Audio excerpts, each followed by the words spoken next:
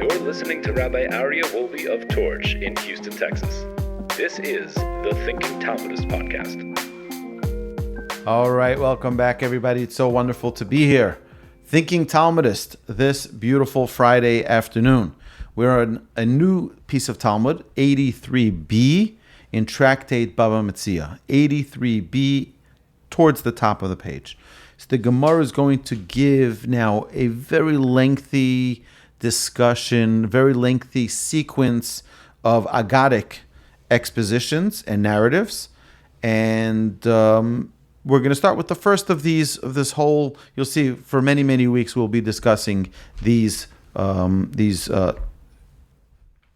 pieces of Talmud, one after the other. So Dorosh Rav Zera expounded, the Amri law Tani Rabbi Yosef, and some say that Rabbi Yosef taught it in a braisa. What is it?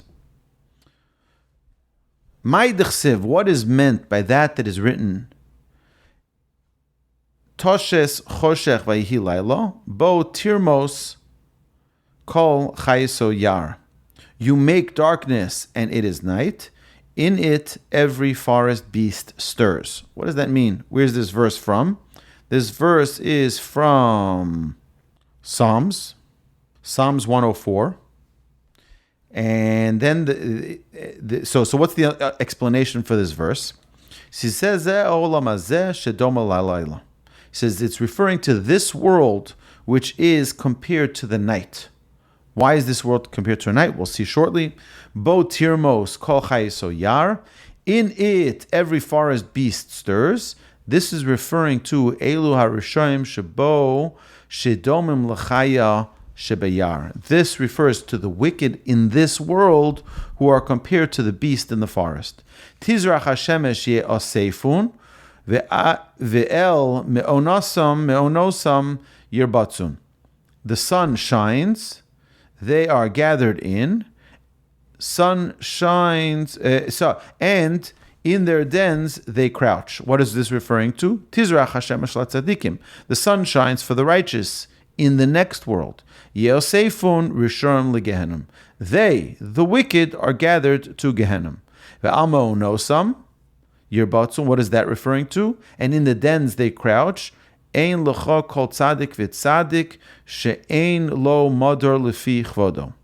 You will not find a single righteous person without lodgings befitting his eminence. Yetze adam lefalo, man goes forth to his work. Yetzu tzadikim lekabos chorim, and the righteous go forth to receive their reward. Va'avodaso adei arev, and to his labor until evening. B'mi shehishlim avodaso adei arev, if he has completed his service to God until evening, the day of his death. Meaning evening is considered the day of a person's death. Okay, so let's understand a little bit here, just from this little piece of Talmud, of what is day, what is night. Right? We think day is this world, night is when we die. Wrong. Night is here. Why? Because look at the world around us, and most of the world is like a blind person at night trying to feel around, what is the right thing for me to be doing? People have confusion. But in the world to come, where everything is clear as day, we're at that point, the person's like, oh my, this was so obvious. What didn't I get? What didn't I understand? That's day. Okay, over here is night. Over here is night. But also, here is also day. Why is here also day? Because this is where we get things done. In this world is the only place we can get things done. We can't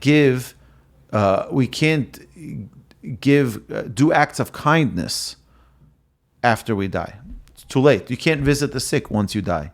The majority of the mitzvahs you can't fulfill once a person passes away. Now, charity, many people leave a legacy, and that is given after they pass away. Fine. But that's still something that is perhaps a reward given when they're still alive. But that we have to understand that the way the world sees humanity is very different many times from how the world sees humanity and how we see the world. So now the Gemara relates an incident which makes reference to the verse that we just explained. Right? Just by the way, the Talmud, Rashi says, a wild animal is at liberty to roam the forest and conduct itself as beasts do. Similarly, the wicked are allowed to continue their evil ways while no retribution is necessarily visited upon them in this world. Sometimes we look at people like, how come these people aren't locked up? Right? How come they're not punished? How come there's no retribution? How come they don't go to prison? And they just get out every time. An example that could be on our mind would be perhaps OJ. I don't think there's anybody who thinks that he's innocent. The only reason the courts ruled him innocent, well, they didn't say he was innocent, they just acquitted him because the court didn't have enough evidence for them to provide the punishment. But such a situation would ask the question, how is it possible that this guy's not getting punished? He's scot-free, walking around like anybody else. Where's his punishment? Sometimes that punishment's like the beasts at night, right? They're in this world, they can just go without retribution. In this world, everything is saved for the world to come. It says that the righteous, if you remember, several weeks ago we discussed how the righteous get punishment in this world. They get affliction in this world. Why? Because in the world to come, they don't have any punishment. They got it all here. There were some sages who felt and prayed that they wanted affliction in this world because they were afraid. They didn't want to take away any of the pleasure and any of the joy and any of the reward of the world to come. So they prayed and asked, Hashem, if there's any punishment that's due in the world to come, please give it to me now. Don't let it take away from my pleasure in the world to come, which is the ultimate pleasure, which is the eternal pleasure. So now the Gemara relates the incident. Rabbi Elazar, Rabbi Shimon, Ashkach, Lahu, Parhigavna. Rabbi Elazar, the son of Rabbi Shimon, came across a certain marshal, Dikotofis Ganvi, who was commissioned by the king to investigate and arrest thieves. Amar le, Rabbi Elazar, the son of Rabbi Shimon, said to him, Heichi yochlat lehu. How do you manage to prevail over them? Lav kichevasa mitile dichsiv. Are they not likened to beasts, as it is written, Bo tirmos kol chayis. This is the verse that we just brought. In it, every forest beast stirs. And what he says, that since they are wily like beasts who hide in their lairs during the day, how do you manage to apprehend them? How do you get these thieves? How do you catch them? The Gemara records a variant tradition. Ika de Amri Mehai Kro Ka'amarle. Some say that Rabbi Elazar, the son of Rabbi Shimon, expressed this point to him from a different verse. Ye'erov b'mistor ke'aryeh b'sukkah. He lurks in hiding like a lion in his lair. So he's saying these thieves are hiding. How are you going to get them? It's almost a question that ICE might be asking, or any law enforcement would be asking. How do you find the criminals? So Rabbi Elazar, the son of Rabbi Shimon, continued, Dilma shoklas tzadike v'shavkes rishie. Perhaps you are mistakenly apprehending the innocent and leaving the guilty behind. How do you know that you're catching the guilty? Amar le, the marshal replied to him, Umay avid, but what can I do? Harmona de malkahu. It is the king's order. Therefore, I have to arrest someone. Meaning, there's a certain quota that I need to meet, and therefore I'm going to catch who I catch, and that's who it is, finished. But that's not fair. How can you punish those who are innocent? Omar, Rabbi Elazar, the son of Rabbi Shimon, said to him, Ta agmoroch heichi tevet. He says, come, I'm going to teach you how to proceed. I'm going to teach you how to do this properly. Ol ba'arba shoi lechanusa. On the 4th hour of the day, enter into a diner. Ki chazis inish de koshasi chamra. When you see people drinking wine, fourth hours is early in the day, and you see people drinking wine, konokit kasa biyode v'komen namnem, and he holds a cup in his hand while dozing off, sha'oil ilove, inquire about him. Itzu v'merabanon hu v'nayim, if he is a young rabbinical scholar and he dozes, akdume kodem ligirsaya, you can assume that he awoke early before dawn and on behalf to study Torah, and is thus falling asleep now. And if he's a day laborer, kadim ka'avid avidite, he was probably early to work. Vi avidite belele. Furthermore, even if they tell you that he's a craftsman and he worked at night, but you regard this as suspicious because his house is silent at night, right? Still, don't arrest him. Rudude radet. He may be lengthening metal wires, which doesn't make noise, and it's a quiet craft. V'ilo, and if the person dozing off is not one of these, just know, ganavhu v'tafse. Just know it's safe to deduce that he is a thief, and you should arrest him. Ishtama milsa bemalko. This matter, what Rabbi Elazar, the son of Rabbi Shimon, his advice was heard in the palace. Amru, and they declared, Kraino karyona di igarto ihu leheve parvanko. Let the reader of the letter be the deliverer, meaning, let Rabbi Elazar, the son of Rabbi Shimon, be the one who puts to put his own advice into practice. Meaning, he has the whole methodology. Let him put it into action. Aisiyuha Rabbi Elazar Rabbi Shimon, and they brought Rabbi Elazar Rabbi Shimon. They took him and they authorized him. V'kotofis ganvi v'azil, and he set about arresting the thieves. Okay, so he would catch the thieves and he'd throw them into the king's prison. All right. Who likes this?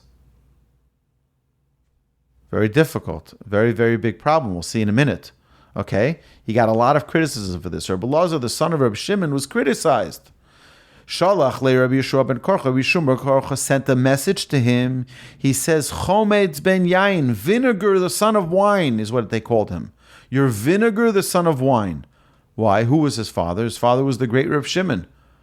His wine, the finest wine. He says, what came of you? You became vinegar. You became spoiled. You became rotten. Look what came of you. You're now throwing people into prison? That's not what we do. Ad mosata moser amo shel Eloheinu lahariga.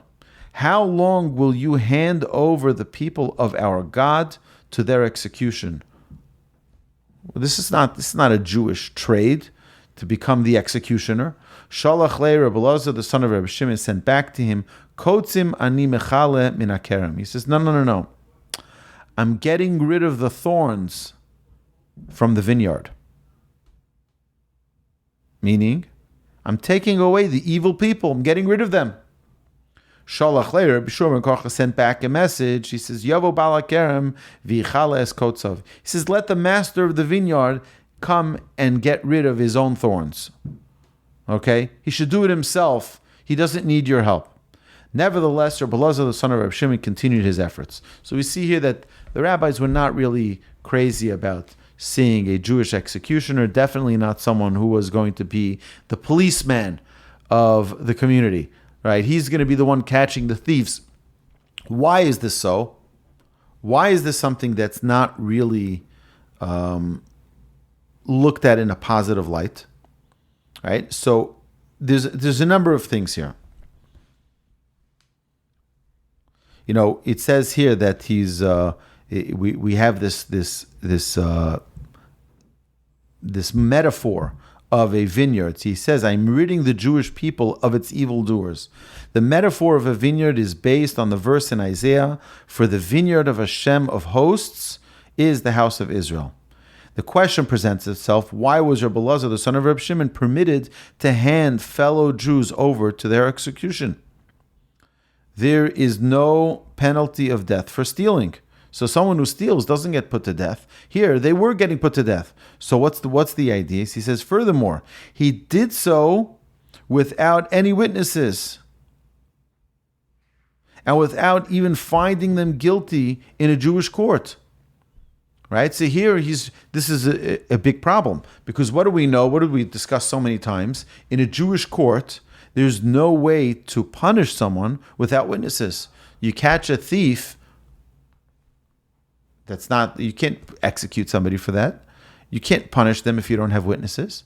So today we use circumstantial evidence. Today we use the witnesses of the police getting testimony. You can see that we're able to make certain judgments based on what we see. But we also, if you want, we'll just continue a little bit here in the commentary. The Rashba and the Rivash both state in their responsa that Rabbi Elazar, the son of Rabbi Shimon's actions were an example of an extraordinary powers of leading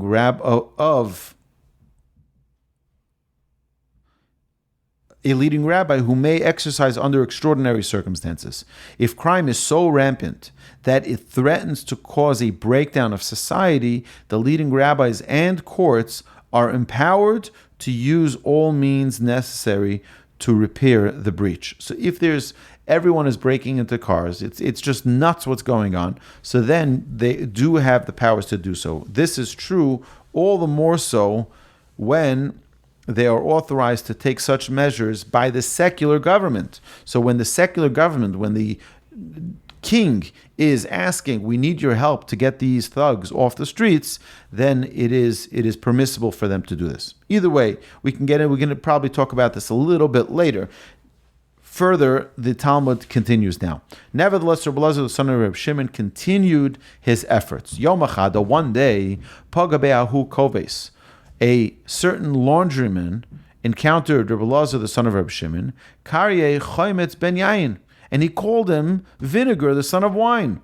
Amar Rabbi Elazar, the son of Rabbi Shimon, said to him, Medechotzif kule hai, since this laundryman is singularly contemptuous, meaning he's got chutzpah, disrespect. You're calling Rabbi Elazar, the son of Rabbi Shimon, who was a great, great, great scholar, you're calling him the vinegar, the son of the wine? Okay, if one of the sages said that, fine. But the laundryman, the guy who does Shma Mino Rishiehu, one may deduce that he is a wicked person, referring to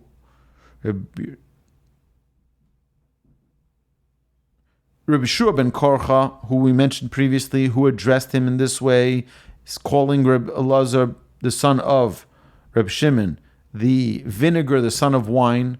So he wasn't a wicked person, and he was of the stature that he could call him that. As the Gemara makes clear below, Rabbi Elazar, the son of Rabbi Shimon, was a student of Rabbi Shua ben Korcha, and thus a rebuke from a teacher to a student, even a sharply worded one, was entirely appropriate. But to the laundryman, however, Rabbi Elazar, the son of Rabbi Shimon, who was one of the leading rabbinical authorities of his time, and thus someone he was obliged to respect, his scornful name-calling was therefore inexcusable. So now the Talmud continues, and the Talmud says, Shma Mino Rishiyahu, we can deduce that this laundryman was a wicked person. Amar Lahu, Rabbi Elazar, the son of Rabbi Shimon, said to his deputies, Tafsu, arrest him. Tafsu, they indeed arrested him. Levasar dinoch date, after his mind was once again at ease, Ozal basre lifruke. He went over to the laundryman to redeem him from his impending execution. V'lo matzi, but he was unable to do so. Kara alei, Rabbi Elazar, the son of Rabbi Shimon, pronounced this verse on the laundryman. Shomer piv v'lashono, shomer mitzoras nafsho. One who guards his mouth and tongue guards his soul from tribulations. And then, zikafu, they hung the laundryman. So he wasn't able to get him out. we see here, this is just an interesting thing here, that there is let's step back for a second, okay? We're looking now, you look in the news now, every single day you see different stories, these files and these people and this scandal and that crime and that. It's amazing what we see going on in the world today in the news. Every day is like a whole, a year of news that you would have had in an ordinary year. Every day there's new breaking news. Every minute it's unreal. And many people are calling for certain people to be punished. This person should be arrested, and this one should be, for treason. And you see all these stories, and it really is phenomenal to see this because, again, as we said, in a Jewish court, most of this would be thrown out. Most of this, not all, but most. But we have to understand something: is who gives anyone the right to execute someone, to execute punishment, not death. Well, death is even more of a question. But who gives you the right? So we have to understand that as a society, as a culture, we understand that there are people who do evil things, and therefore we employ police, and we have a government that represents us as people, and we decide, we have by a set of laws how and when these laws should be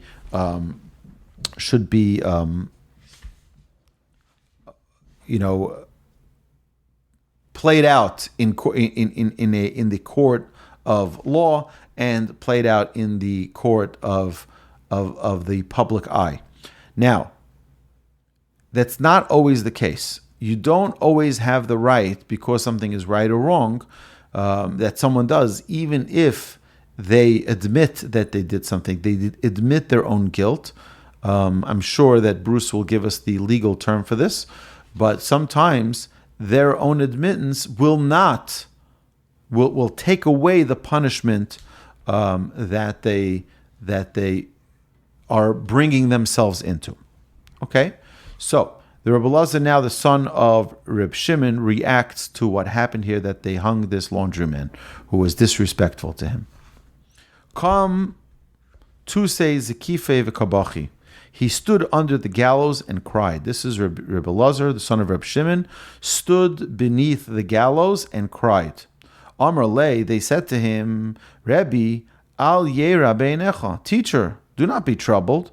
Shuhu uvno balu naramo rasa b'yom kippurim. Just know that this laundryman wasn't just a laundryman, okay? Him and his son cohabitated with a betrothed nara, a betrothed woman, an engaged woman, on Yom Kippur. So first is it's one of the prohibitions of Yom Kippur. Second is she belongs to another man. Therefore, he is indeed deserving of this punishment. So cohabitation with a betrothed nara is a capital offense punishable by stoning. Since all persons executed by stoning are hung afterward, it is appropriate that this laundryman was killed by hanging. So it turns out that the punishment that was given by mistake, and Rabbi Elazar, the son of Rabbi Shimon, was so saddened about, it turned out that it was the hand of God that made it happen, because he was indeed responsible. He was indeed culpable to such punishment because of a different sin that he did. Hiniach yado al bnei me'av. Rabbi Elazar, the son of Rabbi Shimon, rested his hands on his stomach. V'amar sisu bnei me'ai sisu. He said, rejoice, my insides rejoice. Uma sfikois shalochem kach. He says, if your uncertain judgments are thus just, vadois shalochem al achas kama v'kama. Then your certain judgment, the one that you're for sure certain about, all the more so. Meaning as follows. This was a case that was by mistake and ended up to be for the right purpose, for the right punishment, and everything was just. He says, if your mistake was just, the ones that go through the entire legal process and you, in fact, execute, in such case will also be always correct. Okay, Muftachani bachem, he says, I am confident in you, meaning my insides, she'in rima v'talea sholetas bachem, that no maggots and no worm will ever prevail over you. But, despite this, Rabbi Elazar, the son of Rabbi Shimon's conscience were not put to rest. Okay, so what happened?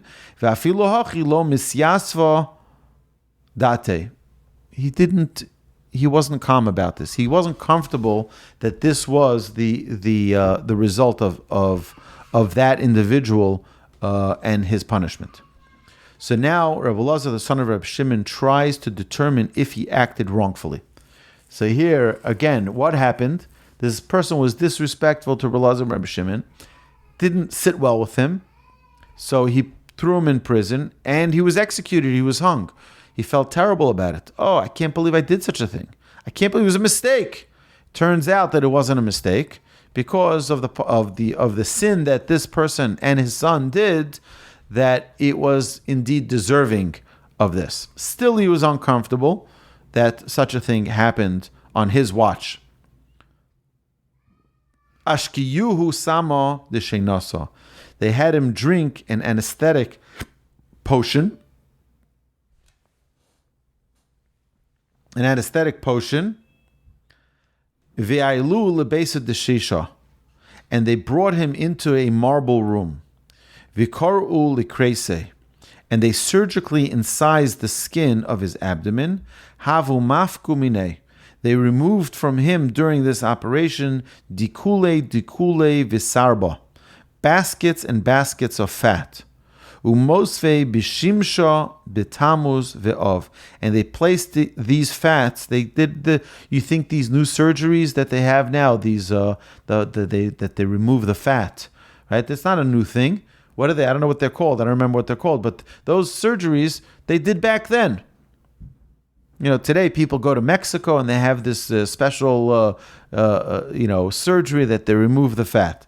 This was something they did. Apparently, Rabbi Elazar,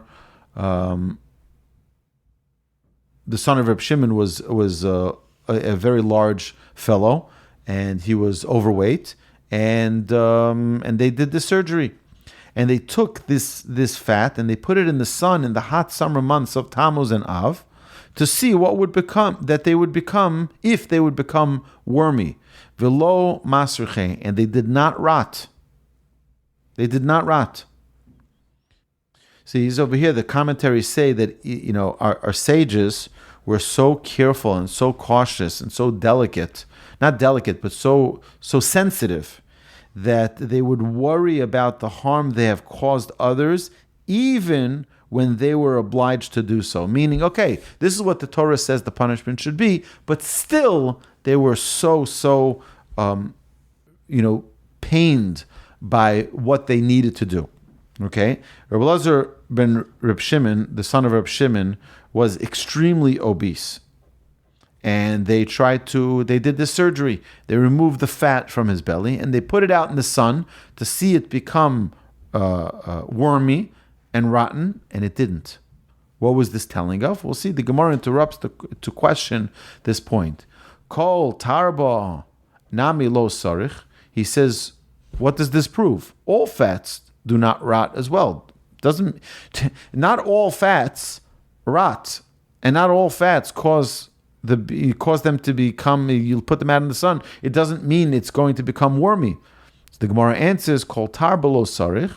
He says it is true that all fats do not rot, but shuraiki sumke masriach. He sanguineous membranes do rot. Hocha, here, in this case, afagav diisa shuraiki sumaki lo masriach. He says even though it was sanguineous membranes present in the fat, nevertheless, they did not rot. Kariya Nafshe, the Gemara continues, Rabbi Elazar, the son of Rabbi Shimon, quoted this verse about himself. Af bisari yishkon levetach. This is a verse in Psalms. even my flesh will rest securely. And he was calming himself down that, you know what, I did the right thing, that even my flesh will rest securely because this was the will of Hashem. The Gemara records a related incident. Rabbi Shimon Rabbi Yossi mata. And so too with Rabbi Shimon, the son of Rabbi Yossi, there once came his way a similar experience. Similar story happened to him as well. That is, the king appointed him as a marshal, and he was obliged to arrest thieves and highwaymen. Elijah the prophet encountered him. Amarle, Elijah said to him, Ad mosai ata moser amo shel Eloheinu lahariga. Until when will you hand over the people of your God to their execution? Amarle, Rabbi Shimon, the son of Rabbi Yossi, replied to him, My Avid, what can I do? Harmona de malkahu. This is the king's order. Amarle, Elijah said to him, Avuch Arak la'asya. Your father fled to Asia or Asya. At arok ludkiya. You should flee to Ludkiya. He ran away. You run away. The king gave you an order, but you can't fulfill such an order. Why are you putting your fellow people into prison? So the Gemara digresses to discuss Rabbi Elazar, the son of Rabbi Shimon, and Rabbi Shmuel, the son of Rabbi Yossi. Ki havu miklal Rabbi Shmuel b'Rabbi Yossi, v'Rabbi Elazar b'Rabbi Shimon b'Hadei Adodi. When Rabbi Shmuel, the son of Rabbi Yossi, and Rabbi Elazar, the son of Rabbi Shimon, would encounter each other, and they stood face to face with their midriffs touching, Hava'ayil bakre litore binayu. A pair of cattle could pass between them, underneath them, v'lo havi nagabuhu, and not even touch them. Amraluhu hahi matronuso. A certain noble woman once told them, B'neichem einam shalochem. Your children are not yours. You are both so obese that it is impossible for you to have relations with your wives. Amruleh, they said to her, Amrullah, shalohen gadol mishalanu. Their stomachs are even bigger than ours. Kol shekain. Then the noble woman responded, what I said is true all the more so. Ika de amri hachi amrullah. And there are different traditions as to what they said. Some say that what they really told her, Kicha ish gvurasai. For as a man, so is his might. Ika da amri hachi amrullah, and some say that love drives back the flesh, and therefore they were able to cohabitate and have children. The Gemara questions their remarks. V'lama lehu la'adure la. Why did they even respond? Why did they respond? They should have ignored her. V'aksiv, doesn't it say altan ksil kivalto? Do not answer a fool. Don't answer a fool according to his folly. What are you even paying attention to this woman and her comments? Why are you giving her attention? So the Gemara answers, Shalolahotzi laz al b'neihem. They responded only so that no one create rumors about their children. That would be a terrible thing, and it would do tremendous damage. And therefore, they responded with, ordinarily, they wouldn't. The Gemara compares various sages. Rabbi Yochanan said, Avrei de Rabbi Yishmael b'Rabbi Yossi. Rabbi Yishmael, the son of Rabbi Yossi's organ, kechemes shel tisha kabin, was the size of 9 kav canteen. Okay, so Amar of Papa said, Avrei de Rabbi Yochanan's organ, kechemas bas chameshes kabin, was the size of a 5 kav canteen. Amri Lo, and others say that it was the size of a 3 kav canteen. Bas shloshas kabin. The Rav Papa Gufe, that of Rav Papa himself, ki dekure bahar panai, was the size of a harpinian basket. I don't understand what the Gemara is talking about. To just explain that there was no barrier limiting them from having relations with their spouse, and making it possible for them to have children. And therefore, this was a sign that they did have children.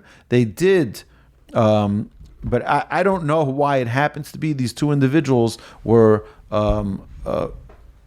obese. The Gemara here records that. I don't understand what that is. Obviously, everybody has their own health things that need to be of top concern so that we can live a healthy life. But I think what the interesting part here in the Gemara is that in this Talmud is that you see an amazing sensitivity that our sages had, notwithstanding that they were the quote the executioners for the king, that they were always so concerned. Perhaps they were doing something wrong. Perhaps they were doing something that was incongruent with, or perhaps someone got punished that shouldn't have been punished. Imagine if our judges, if our lawyers, if our prosecutors would think twice. Many times, and I've spoken to federal prosecutors. A friend of mine was a federal prosecutor, and he's like, I don't even know if he even looks back. It's like, just get them off the streets. They're evil people. They're good people and bad people. And good people we don't bother. Bad people we just want them off. They don't even think twice about it. And I think the Torah teaches us that we need to have a sensitivity, right? Yeah, it could be that you need to follow the law, and this is what you need to do. For example, today there's a lot of talk about illegal immigrants, and you have ICE and taking them, sending them to their countries, and sometimes we can say, yes, this is the law, and this is what needs to be done. But also we see over here in the Gemara, you need to have a little bit of a sensitivity. Not that you're doing the wrong thing per se, but perhaps maybe there should be a little bit of a pain, a little tinge in the heart that tells us, something? They had a family, they have children, they have a spouse, we're tearing their family apart, and even though it was the right thing, and we did the right thing, but we should have a little bit of a sensitivity for that. Not to be a cold-hearted person saying, well, he's an illegal immigrant, get him out. Right? Notwithstanding, right? Yes, it could be that by the letter of the law, but by the spirit of the law, we should have a sensitivity. We see this many, many times on Shabbos. There's the letter of the law and there's the spirit of the law. Right? The Torah tells us this is how you should conduct yourself. Okay, so I'll be within those guidelines. But then there's the spirit of the law of doing it in the right way, with the right attitude, and having the right sensitivity towards it. So it's not only following the letter of the law. Yeah, we got to get the criminals out. They came, they're illegal, undocumented, whatever they may be. But still to have a heart. Still to have a heart. And that's, I think, something that we need to appreciate, that our sages, notwithstanding that they were busy every day getting bad people off the streets, they still had a tremendous sensitivity and concern. Perhaps, maybe, this person was innocent. Not to second guess, but to have a little bit of, okay, it turned out that it was for the right reason, right? In the case that was brought here in the Talmud, it turns out this was very called for, and because of another matter, not the matter in which he thought that the person was guilty. For a different reason, he was guilty. It turned out that it worked out okay, but still, when we punish a person, this, by the way, should be with our children as well. If you punish your child, first is be very, very careful about punishments with children, because they usually backfire in a very, very negative way. My grandfather always said, do whatever you can to not get to that point. Do whatever you can to avoid getting to a point where you're punishing your child. Punishment is last resort with your children. And in school as well. My grandfather was once, many times, people would come, on a daily basis, people would come to his house and ask him questions, big questions on education, schooling, parent issues, many questions would come to him. And he said that one time a rabbi, a newly a newly employed rabbi just got a job in a school, and he wanted to know at what point can he punish his students. My grandfather said, "What school do you teach in?" He says, "Very nice. Who's the head of the school?" "Very nice. And what grade are you teaching?" And he got all the information. He says, "Listen, you should limit any type of punishment. That you shouldn't run first resort to punishment." As soon as the man left, my grandfather called the head of the school. He says, "Fire this teacher. This teacher, all he cares about is power and how he can punish. That's not an educator. That's not an educator. That'll do terrible damage to the children. Terrible damage." A person needs to be so careful. It should be the absolute last resort for us to punish a child, right? Okay, but once it is done, a person can still evaluate. You know what? Maybe it was wrong. Maybe I need to apologize to my child. Maybe, you're short with your child, you yell at your child, whatever it may be, hopefully never anything physical, right? But you're harsh with your child, even if it's a lack of patience. The child runs to the room. Why? They're hurt. Go and talk to them. Go and apologize if necessary. I've done this many times where, for no good reason, I may have been impatient with my child. My child gets offended, gets hurt, and goes to his room and is crying, or is and I believe every single time that happened, I've gone to my children and I said, "I'm sorry. It's not your fault. I had a difficult day. I had a long day. I was tired. I was hungry. You can blame it on whatever it is. It doesn't make a difference. I'm sorry. And I'm going to make it up to you. And we can make mistakes. And we have to look, notwithstanding the fact that we did, and sometimes, yes, we've gone through all of the evidence. We've gone through all of the things. Fine. So you did still have feeling, have emotion for what is being done to someone else, all right? Because it's not so simple that the Almighty gives us permission to just execute a punishment on another person, all right? So we have to be very, very careful about that. Next week, God willing, the Gemara is going to continue to a different topic about talking about the beauty of the people of Jerusalem, the beauty of the people of Jerusalem, and I look forward to continuing that next week on 84a in Tractate Baba Metzia. So my dear friends, thank you so much. Have a magnificent Shabbos. If you're still on the live stream or on the podcast, please like, share, and follow our channel so that we can continue to spread the word of Torah to more and more people. Thank you and have an amazing Shabbos. I think the way what happened is that the Tanaic sage, his rabbi, called him Vinegar, the son of wine, saying that you're nothing like your father. So that's his rabbi. His rabbi can say that. But for a guy on the street to say that to him, you're talking about one of the leading rabbis. That's total disrespect. That's not a way you speak. Now, that's not the way we act in throwing people into jail, but it seems like he put him into jail, to teach him a lesson, and the guy was executed by mistake. Turns out, and he felt terrible about it, but it turns out that it was not a bad thing that he was executed. Now again, it wasn't his father. No, it was just this is the laundryman. Says to him, you're the Vinegar, the son of wine. That's not a way to talk to the sage. Yeah. And in jail, they just hung him. Why not? Save the bed. Right. That's not the way, and the rabbi felt terrible about it, and turns out that it was a good thing that it happened because he was guilty of right. Again, nothing happens randomly in this world. Nothing. All right. Thank you. Have a great Shabbos, everybody. You've been listening to Rabbi Aryeh Wolbe on a podcast produced by Torch, the Torah Outreach Resource Center of Houston.